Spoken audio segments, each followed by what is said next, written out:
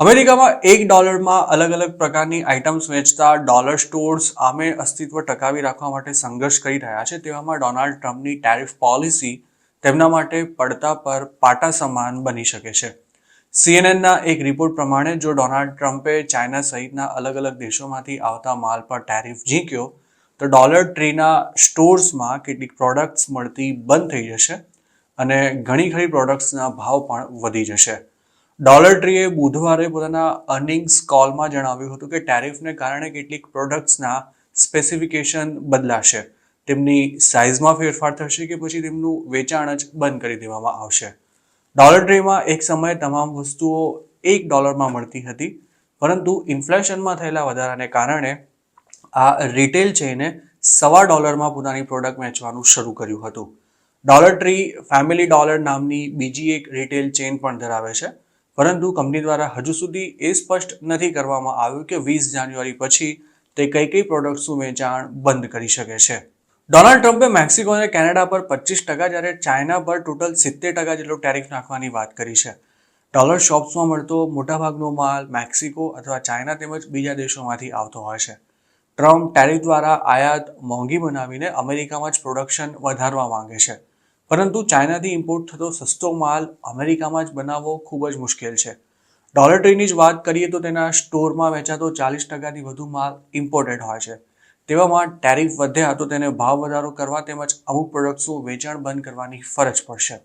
Dollar tree હાલ પોતાના vendors સાથે પણ વાત કરી રહી છે.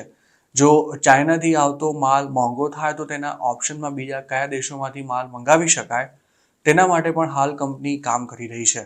અમેરિકાની વોલમાર્ટથી લઈને બેસ્ટ બાય જેવી રિટેલ ચેઇન્સ પણ ટેરિફને કારણે સામાન્ય ગ્રાહકોના ખિસ્સા પર બોજ વધી શકે છે તેવી જાહેરાત અગાઉ જ કરી ચૂકી છે અને ડોલર ટ્રીએ પણ હવે આ અંગે પોતાનું વલણ સ્પષ્ટ કરી દીધું છે.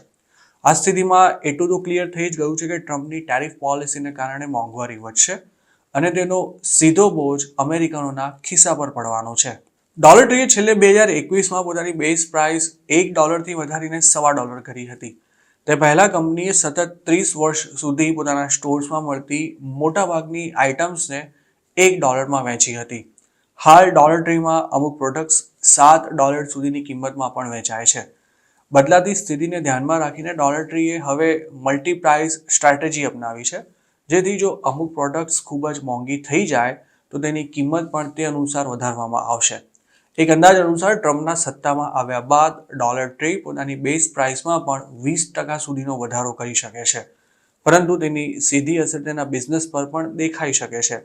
ડોલર ટ્રી માટે છેલ્લા 6 મહિના ઘણા જ પડકારજનક રહ્યા છે.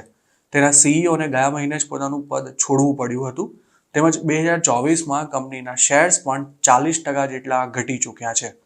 ડોલર સ્ટોર્સના મોટાભાગના કસ્ટમર્સ નીચી આવક ધરાવતા લોકો છે, જેમના માટે ભાવમાં થતો સામાન્ય વધારો પણ ઘણી મોટી વાત છે. એક તરફ ડોલર સ્ટોર્સનો ધંધો ઘટી રહ્યો છે તો બીજી તરફ વોલમાર્ટ જેવી જાયન્ટ કંપનીઓ ડોલર સ્ટોર્સની સ્ટ્રેટેજી અપનાવીને તેના ગ્રાહકોને આકર્ષી પોતાનો બિઝનેસ વધારી રહી છે.